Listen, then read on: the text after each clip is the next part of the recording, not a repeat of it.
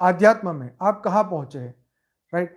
आपके अंदर कितनी प्रगति आई, क्या आपके अंदर का आवाज अभी भी बदला है या नहीं?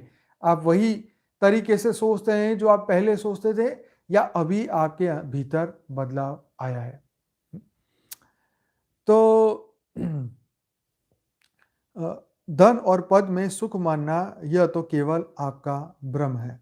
तो ये भ्रम को हमें बदलना होगा, राइट? आपको ये समझना होगा कि ये सब सच्चाई नहीं है।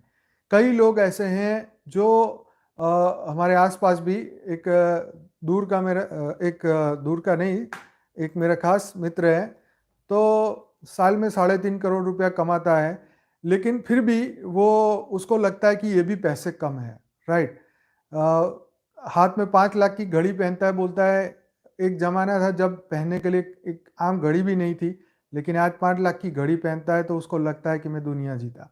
मतलब उसकी मन की तरंगे तो बहुत हाई लेवल की है, और वो हाई लेवल का बंदा है, पीएचडी पढ़ा हुआ है, पर अध्यात्म की दुनिया में अब उसकी शुरुआत अभी भी नहीं हुई है।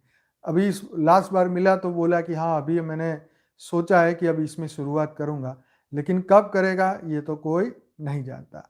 तो कहने का मकसद कि बचपन से उसके जीवन में यही था कि पद पाना है, पैसे कमाने हैं, क्योंकि ये चीज़ें नहीं थी। उसने बचपन से ही ये चीज़ें पकड़ी कि बस मुझे पैसा चाहिए, पढ़ना है, नंबर 1 बनना है, और वो बना, पैसे भी बहुत बनाए।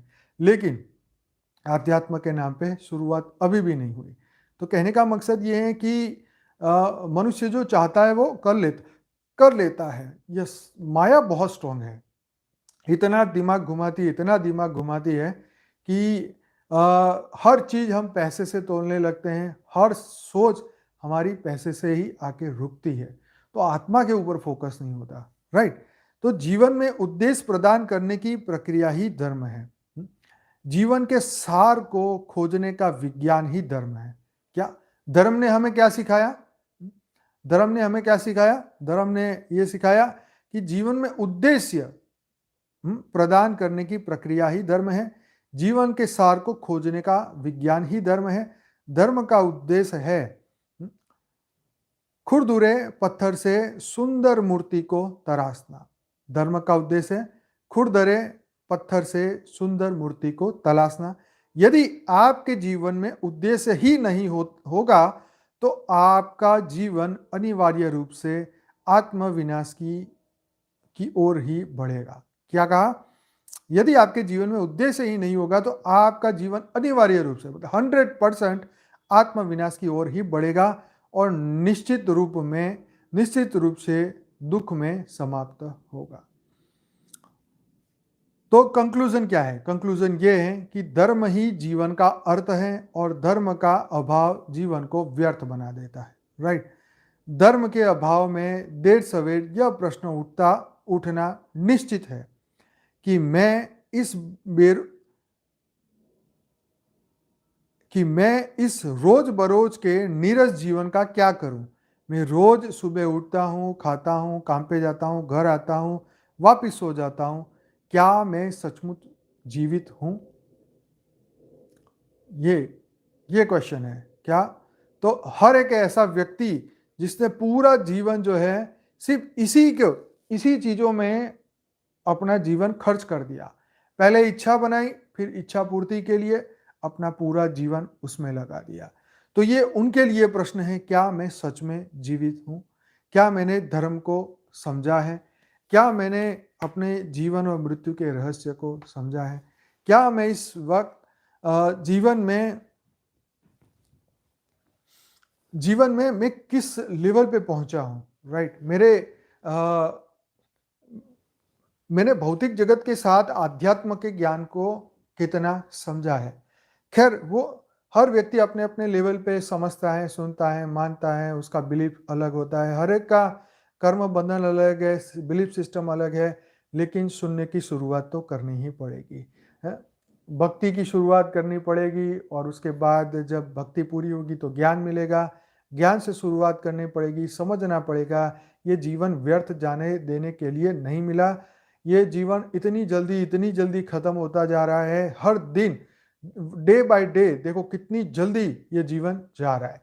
सोचने वाली बात है कि मनुष्य अपने इतना कीमती उसका जीवन है, कितना उसका कीमती उसका हर एक एक श्वास उसका कितना कीमती है और इतने कीमती समय को वो व्यतीत कर रहा है। एक एक सेकंड जा रहा है पर वो आत्मा की ओर नहीं, बस उसका पूरा फोकस दुनिया की ओर है, राइट।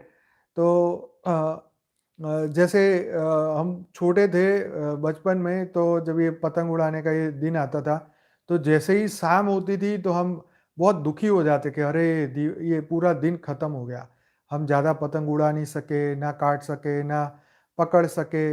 मतलब जो शाम होती है वो मायूसी वाली होती थी कि अरे पूरा दिन निकल गया, कुछ नहीं किया, मतलब क्यों जल्दी ये दिन खत्म हो गया। तो ये लाइफ भी ऐसी है, राइट।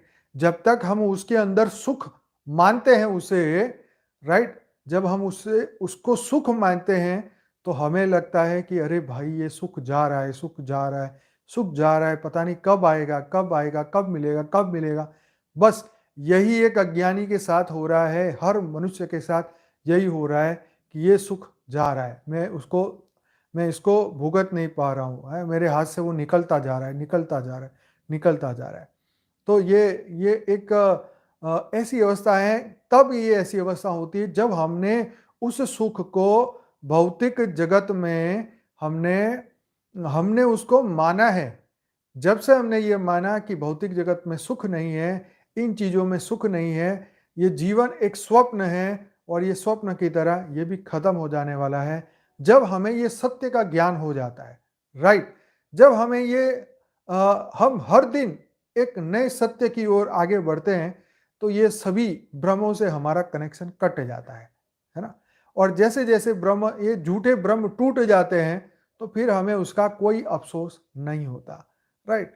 तो ये जीवन में ऐसा ही है कि जिस सुख की कामना कर रहे थे, वो सुख रियल में वो है ही नहीं। ये तो हमने अपनी बुद्धि से, मानस बुद्धि से, भौतिक जगत की बुद्धि से, ये 5 तत्व की बुद्धि से, माया की बुद्धि से तय किया था, इसको सुख मानेंगे। ये मिलने के बाद मैं सुखी हो जाऊँगा, लेकिन रियल में ऐसा नहीं होता। सुख हमारे भीतर है। जब तक आत्मज्ञान जागृत नहीं होता, तब तक आपको सुख का चैन नहीं मिलेगा, राइट? आप कुछ भी करें, आप 100 करोड़ की गाड़ी भी क्यों ना लें, आपको सुख नहीं मिल सकता, नहीं मिल सकता, नहीं मिल सकता, क्योंकि उसमें है ही नहीं।